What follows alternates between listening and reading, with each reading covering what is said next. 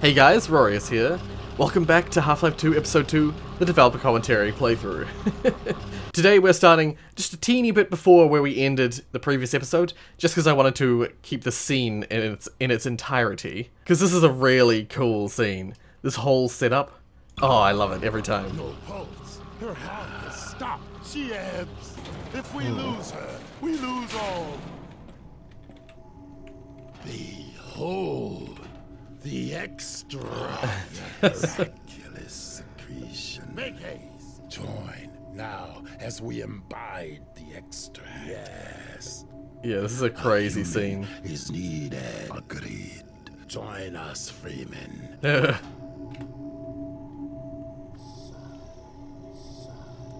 We weave the Freeman's life with hers. Yes, I love this effect. I love that they become this bond between you.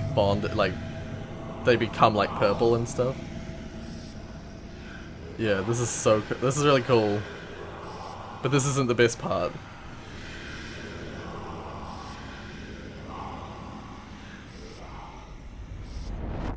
Dr. Freeman, I realize this moment may not be the most convenient for a heart-to-heart. Such a good scene. I had to wait until your friends were otherwise occupied. There was a time they cared nothing for Miss Vance. Oh, shivers. When their only experience of humanity was a crowbar coming at them down a steel corridor. I think I mentioned that quote When I ages ago. plucked her from Black Mesa, I acted in the face of objections that she was a mere child and of no practical use to anyone. I have learned to ignore such naysayers when I love this quelling scene. them was out of the question. Still, I am not one to squander my investments, and I remain confident she was worth far more than the initial appraisal. That's why I must now extract from you some small repayment owed for your own survival. See her safely to White Forest, Dr. Freeman. I wish I could do more than keep an eye on you, but I have agreed to abide by certain restrictions. Well, now, listen carefully, my dear. When you see your father, relay these words. Prepare for unforeseen consequences. Such a good scene. I love that so much. She stirs. In my mind, it's the best. Form has regained integrity. We have a very immeasurable loss. Oh, God. Lie still. Oh, my God. I thought for sure I was dead. The Combine Hunters caused traumatic injury. A hunter. So that's what it was. We knit shattered bone and restored circulatory integrity. Yet it was a free man who retrieved your vortessence. Yeah, that's Gordon. How long have I been out? A matter of hours. Hours? Yeah. We've got to get moving. A moment longer. But we have to get to White Forest. Yeah. It's vital. No fear. We will put you on the right road. Now, try carefully to rise. That scene with G-Man Whoa.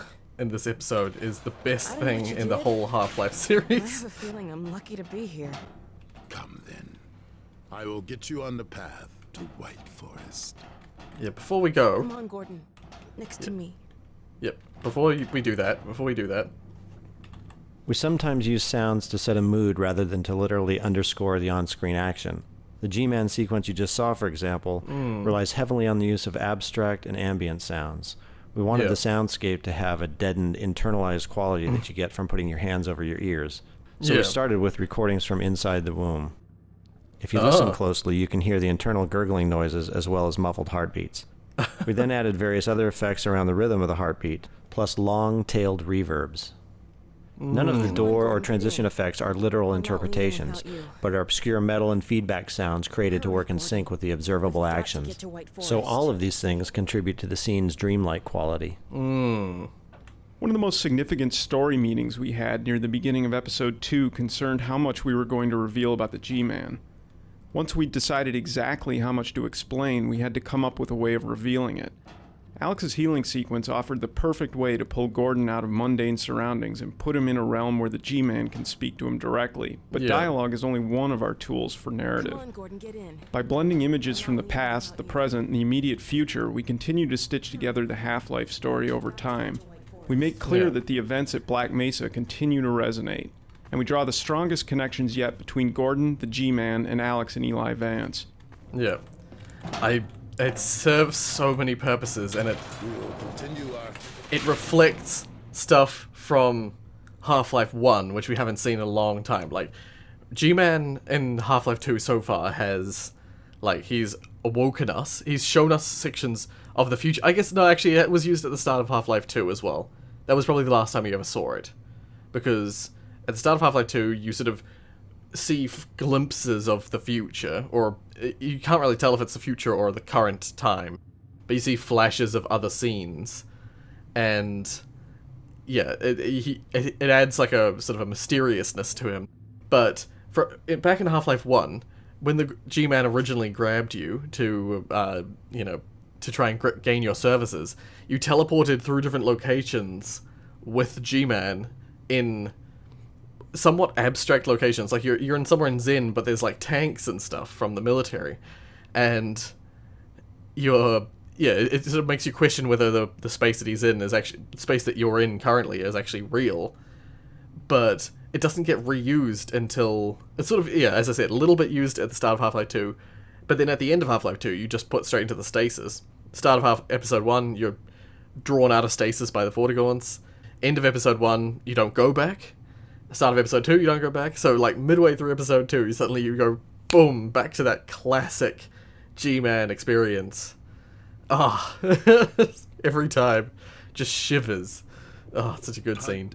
For advisors, farewell. Go safely. Travel well. It's cool, the idea that... Okay, Freeman. Be adequate. What the hell does that mean, anyway? I don't know. Sounds like something the Forts would say.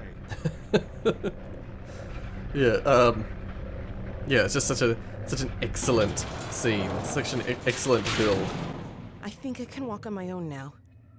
Let me give it a shot.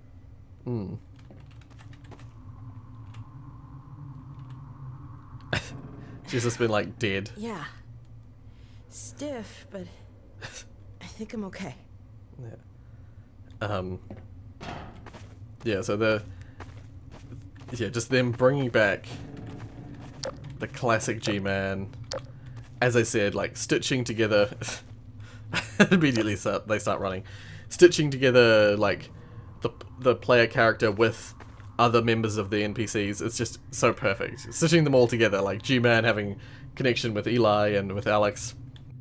I really consider working on Alex my acting school, because it has stretched me, it has made me go deeper in my work, it's sharpened me up as far as being able to call in emotions or really just imagination. A creative spirit is really just a lot of imagination, I think. And afterwards, I always seem to be sharper in everything I do. I always have a good show at night, or I always go on to the next job with a heightened awareness or a heightened presence. And it's only helped me. So thank you, Alex, for that. Nice. Yeah, well, you learn as you do any skill, as you utilize any skill you have. You learn over time. Oh, that's another one. There's a guardian. That's another grub that it's easy to miss. Somebody must have done something pass it off. Yes. The Guardian is enraged over our theft of the extract. If it tries to hinder our progress, we will have no choice but to kill it. You messed with its eggs? No wonder it's mad. Yeah. To be fair, they weren't using that particular lava that much. It's far more useful to us. Alrighty. Freeman Pontifex. Yeah, so I wanted to end the previous episode here because I knew that was the end of a chapter. I just ran out of time.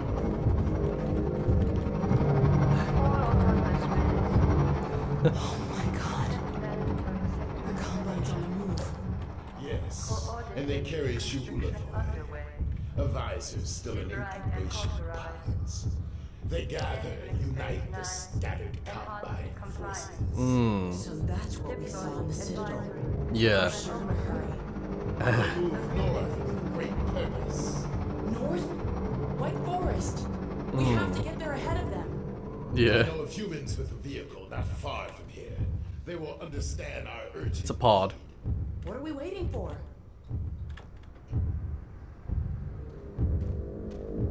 Yeah. It's interesting because these guys can actually attack you if they... Well, I think the gunships can attack you if you accidentally get within their range. It's rare, but I've seen it happen. Let's listen to this real quick. In this vista, we release the player from the confines of the subterranean world and thrust them into a vast open space on a scale rarely seen in our previous games. The narrative takes advantage of this scale as well. With our allies at close range and our enemies on the distant bridge, we are reminded of the personal stakes and the larger threat, all in one short scene. Yeah. No, I particularly like this scene as well. It's moments like these, this area of the game, that has so much great stuff in it. But then I feel like from here onwards, like after the battle down at the bottom here, it becomes forgettable again. Especially when you get the vehicle. I'm not particularly a big fan of the vehicle scenes. Even though the vehicle scenes can be fun, and there are some interesting moments in the vehicle scene. Like especially when you're getting the car off of the bridge. That's a really cool scene. But yeah, I feel like there's a lot of forgettable moments in this episode. But let's listen to this.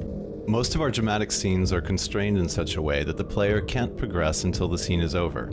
For example, there might be a gate that only Alex or a Vortigaunt can open. Yeah. In this scene, where the Vortigaunt and Alex first see the Combine marching on White Forest, we simply placed a few barrels to block the way while Alex and the Vortigaunt speak.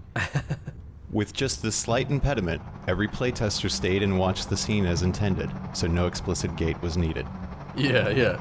So yeah, if you block it off with just a little something, it implies that you know, it's like it's a break point, it's a brief point. And as soon as the scene's over, the player's sort of like, oh wait, and they have a look, and they, you know, immediately knock the stuff out of the way, or they, you know, immediately move on, which is really excellently done. Sometimes very small changes can make a big difference. Originally, these troops all marched in lockstep, using the same walk animation. This looked extremely robotic. Yeah. We took a second walk animation that had been done for this troop skeleton, a more upright, casual walk, and programmed each soldier to randomly blend between the two walk cycles as he crossed the bridge. This 30-minute change made a huge difference in the scene. Yeah, that's really funny. You just add one extra animation, suddenly it looks better. It looks immediately better. And just varying the walk animation, just having it so it happens slightly later, would greatly improve it as well. Anyway, let's listen to this. We tried several different ways of showing the advisor traveling with the Combine forces. We started off with an advisor pod flying over the troops, much as they flew from the Citadel at the end of Episode 1. Right. However, we didn't want to give the impression that those pods were anything but emergency escape units. They were not meant to be self-powered flying crafts that could be piloted around in future episodes. We ended up with the solution you see here. APCs are pulling a structure holding an inert advisor pod. Yeah. This lets the player study the advisors at different points in their life cycle.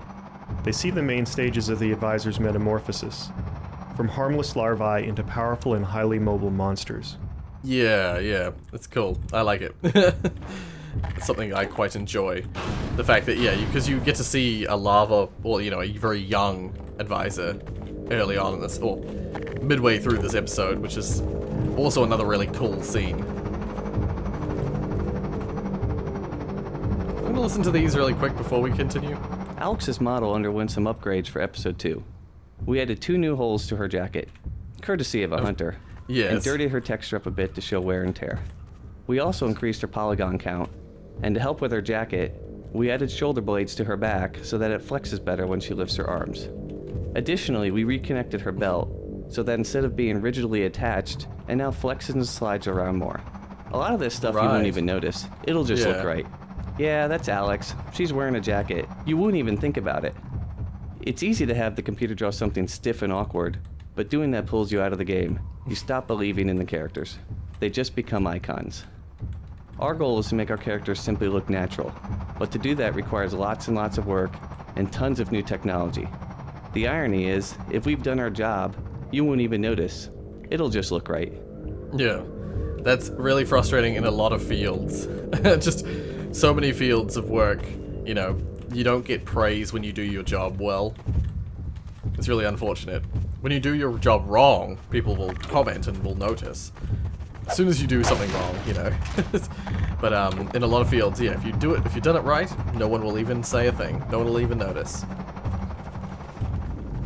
That's why these developer commentary setups are really good, because you can now hear from, you know, all the work they've done. Initially, we built this area around the sand traps mechanic from Half-Life 2, warning the player that stepping on sand would trigger swarms of antlions. Right. Soon after the warning, however, the safe islands of rock ran out, and the player was forced to run across the sand as quickly as possible. Yeah. Players were confused by this and upset because Alex and the Vortigaunt would simply say they had no choice and head straight across the sand. To solve this, we decided to stage the combat with safe zones around Thumpers instead. Right, yeah, that's exactly what they should have done. I think the scene is quite a good scene, in my opinion. I compared this scene to the scene in episode 1 where you're fighting a guard in the city, and how I highly dislike that scene, purely because you have no safe zones, you're in just a constant threat, and because guards move pretty quickly, you know, he's almost always on top of you. But this scene, much better. This vista is one of the largest open outdoor areas we've tackled in our games. When rendering such an area in real time, it's necessary to use various level of detail techniques made available to us by the source engine. For example, the distant foliage and combine enemies are rendered with far fewer polygons than they would be if they were meant to be viewed up close. Additionally, the organic shapes used to model the rocky outcroppings and valley floor below use complex shading operations to combine a relatively modest amount of texture data. This trade-off, which requires a manageable amount of texture data, allows us to use more polygons, enabling us to represent more organic shapes which are in contrast to the orthogonal forms common to our traditional urban environments. Right, yeah. No, that's I was just looking at that exact thing. Funny that she mentioned that there's, you know, the foliage uses that. I've never even noticed that there was so much foliage missing until now. Yeah, because once again, if they've done it right, if they've set it up correctly, you won't even realize that it's done like that. There we go. So, I guess... I'm not in heaven. Yeah. Near the repellent I'll follow device. you. I want to listen to these. Oh. I want to listen to these nodes, but there's going to be a lot of noise. I'm tempted to do something. 1 second. Okay. I've disabled AI so I can listen to this. Early in the development for this level. Oh my god. Early in the development for this level, we used an animation for Alex that showed her as clearly injured as she ran along behind the player. This really slowed her down, however, and playtesters did not enjoy waiting for her to catch up or going back to retrieve her. To address this, we started a recovery in the preceding map to make sure she was healthy enough to run at a regular speed before reaching this area. Right. I'm still, as of like her recovery at this stage, I'm still unconvinced of her actual recovery rate, because it's like, who comes back from being basically dead and then mere minutes later are able to like run across fields? I don't buy it. Yeah, so I'm gonna use that more often now. disable the AI briefly, so as to allow me to actually listen to the nodes properly. I'll go to this one. Just gonna gather up some resources on my way. Oh, I don't think I turned the... Humans have their enclave on the Rorius planet. I cannot see their sentries.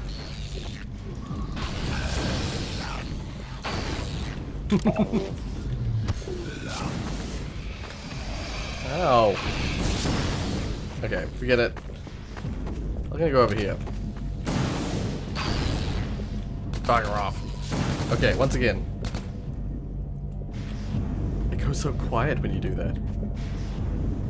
Let's listen to this. This scenario required significant changes to the Antlion Guard behavior. Players of past games were used to dealing with only one guard in a confined space and without anywhere to hide. In this scenario, the player had a safe zone, but couldn't remain there to accomplish their goals. One change we made to the guards was in altering how they throw objects at the player.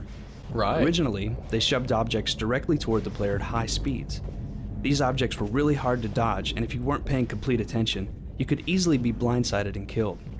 The guards now hurl objects along an arcing trajectory, which not only gives the player a greater opportunity to dodge, but looks awesome. The player gets to see the guard launch a car from 100 feet away, then step aside just as it crashes to the ground where they were standing. Right, yeah. That's interesting to note. I hadn't really thought about it. I knew that the code for the Antlions actually is different here. I hadn't noticed originally, but the Guardian here actually doesn't give you the same effects as the Guardian in the caves, because apparently he's actually coded to be just like a normal Guardian. Oh, sorry, normal Antlion Guard. Yeah, so there's like a discrepancy between the way it works, but it's purely because of the way they coded the Guard/Guardian. Let's listen to this one now. Some testers had trouble realizing when they were doing damage to the Antlion guards. Right. So we've added a bleeding effect that grows more serious as the guards' hit points decline. Right. This kind of visual okay. feedback makes more intuitive sense to the players. It suits the biological nature of the creature and frees us from having to rely upon spoken explanations of gameplay. I just noticed those barrels actually fade in and out of existence. Huh. Anyway, we'll listen to this one while we're here as well. We wanted to create a tension between Gordon and the Antlion Guardians that would develop over several levels and only resolve out here in the open. Yeah. In order to differentiate this Guardian from the others the player had encountered throughout Half-Life 2 and Episode 1, we changed his texture to a glowing green. This gave the player the satisfaction of revenging himself on the creature that had chased him through the underground lair. Yeah. I never felt any real ill intent towards the Guardian, though, to be perfectly honest, because yeah, the Guardian is just protecting its young, you know. Well, protecting the cave, you know, the collective young, whatever the case. Okay. Well, I believe nothing happens until you go through here, and yeah, you trigger that to open up.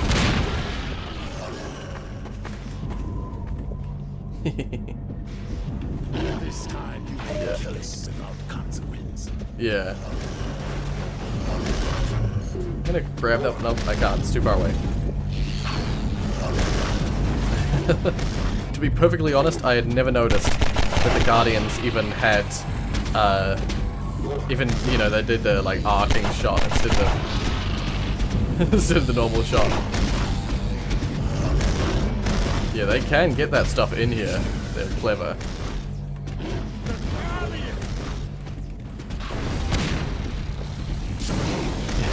I also didn't realize that like particle effects, damn it, of them like, I didn't actually realize that they even had that bleed effect either. Oopsies.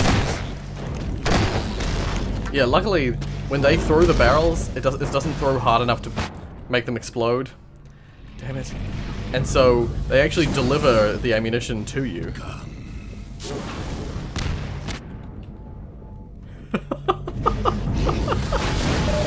Oh my god, what the? I don't know what hit me, but oh my god, that was perfect.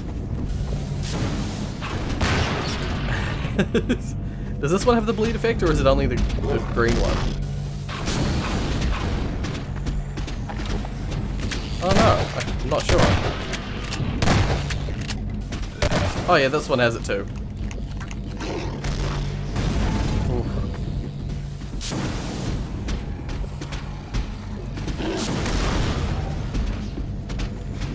Still got hit.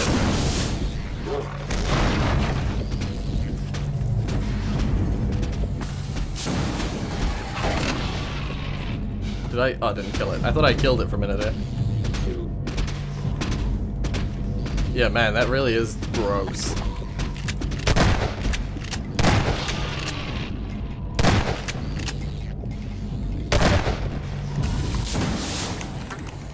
Yeah, the Vortigaunt can attack it as well, but the Vortigaunt requires good line of sight. Requires good line of sight. Ew. Oh. Nice work, Gordon. Sorry, Well, thank I couldn't you. be more help. I'm still a little weak. Yeah, no, that's all good.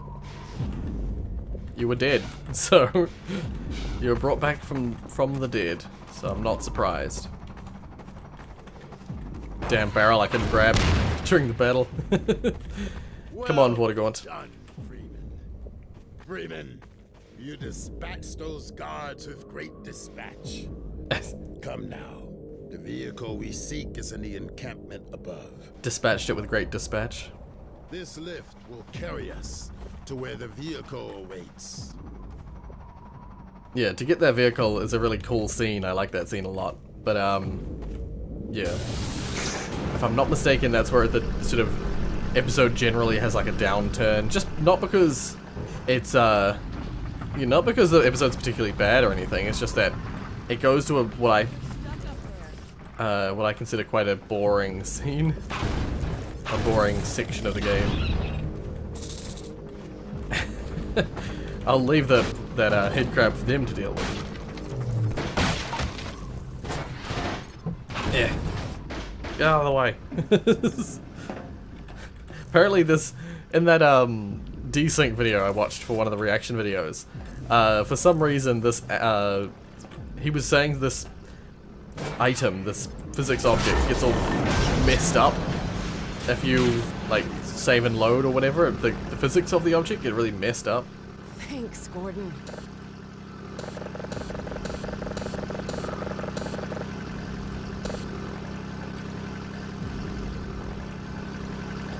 Do we not take this elevator? Or is someone not sitting in the elevator properly? Oh, is it this button? Let's press that? No? Okay, now it worked. Don't know why it wasn't working. The sentries should have spotted us by now. You think the Combine found them? Such a theory is hardly far-fetched.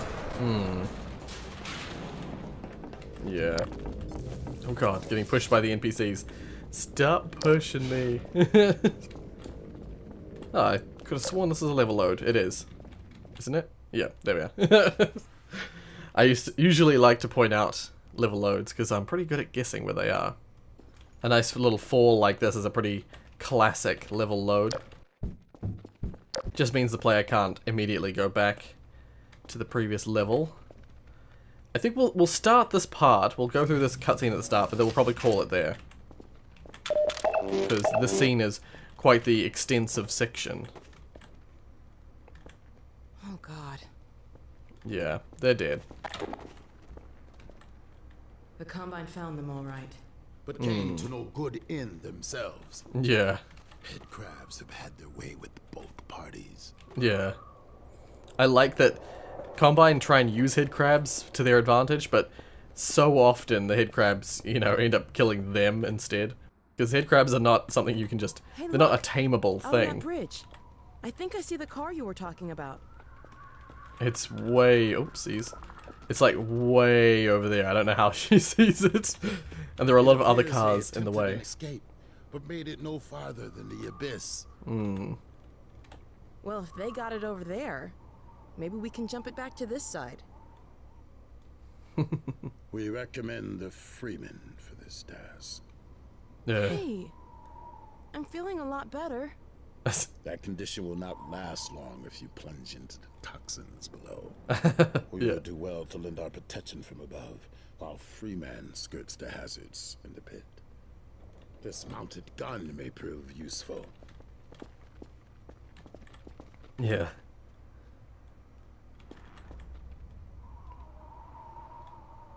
The gun would appear to be powerless. Go, Freeman. I will look after the Alex Vance. Well, Gordon, I guess it's all up to you. Here, I'll get this field down. Yeah. I actually quite like this scene. Good luck, Gordon. Careful now. Yeah, so basically, the whole deal, the whole premise of this section is that the Vortigaunt is charging up the gun so that Alex can use it. But it actually serves a lot of purposes. Firstly, that, you know, that way that they didn't have to make Alex follow you through this hazardous area, so they can put in some, like, jumping puzzles and stuff like that without fear of Alex not being able to follow you. And it also extends the whole story of Alex, you know, being a bit hurt, and so needs to have some time to play the support rather than playing the lead, I guess. Playing along with the lead. But also it lets you have this experience again. This is an experience you got in episode 1 where Alex is the sniper. She's still incredibly useful, but instead of being with you, she's like, yeah, your cover. And it makes for more of that kind of fun opening up the space gameplay to try and let Alex have more sight. But what we'll do is we'll listen to these nodes that are here. I think there are 2 of them. Yep. And then we'll leave it there for next time. Oh, no. For attentive players, this is the first time we've allowed a glimpse of the G-Man since Half-Life 2. In Episode 1, we suppressed the G-Man's visitations completely, to show that he had lost track of Gordon. But after Alex's healing incident earlier in Episode 2, he is actively watching again. Keep an eye out for him. I already missed it. I'm pretty sure he's on the bridge here, and he walks across. Tameable thing. I think I see the car. But I missed it. Never mind. I usually try and keep an eye out for those things, but I always forget about it by this point because for so long he hasn't been following you. So yeah, we'll listen to this one, last but not least. In episode 1, Alex climbs up into a hidden room and uses a combined sniper rifle to assist the player. Yeah. The player never sees the rifle, only the targeting beam. For episode 2, we decided to show the combined sniper rifle and let the player know exactly where Alex would be standing when she used it. Yeah. However, making it visible and accessible to the player required us to come up with a way to make the rifle usable only with the Vortigaunt's help. Yeah. Though it's somewhat of a contrived and arbitrary device for keeping the player from using the gun, we felt it was a worthwhile trade-off, given that playtesters tended to enjoy the co-op sequence of Alex assisting them from above. Exactly, yeah. And I think the idea of it being powered isn't far-fetched. You know, the Combine have pretty crazy technology, and the fact that the Vortigaunt it's already been shown that the Vortigaunt can charge things, like generators and such. It lends itself very well. It's very seamless. It does feel like you're being robbed, though, because it's this new weapon, but then you don't get to use it, so... Whatever the case, we will leave that there. This was a little bit of a shorter one than the previous one, but to be fair, the previous one was like nearly an hour long, so... I don't know how long it'll be once edited, but it was nearly an hour long recording. Hopefully, it was reasonable. If you like what you saw, hit like. If you want to see more from me, then subscribe. Thank you so much for watching, and as always...